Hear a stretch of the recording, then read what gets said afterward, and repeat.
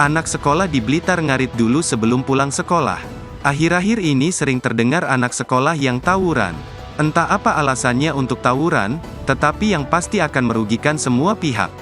Mulai ada yang terluka bahkan ada yang sampai meninggal dunia.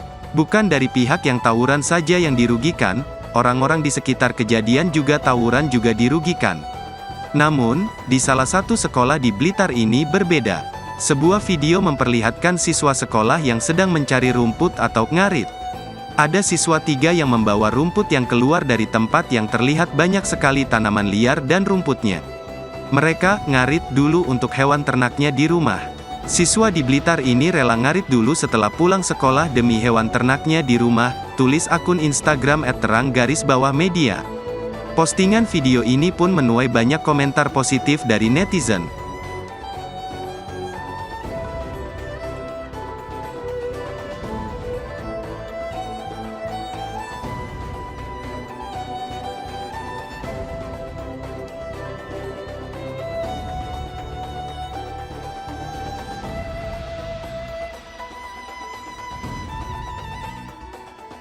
Terima kasih sudah nonton.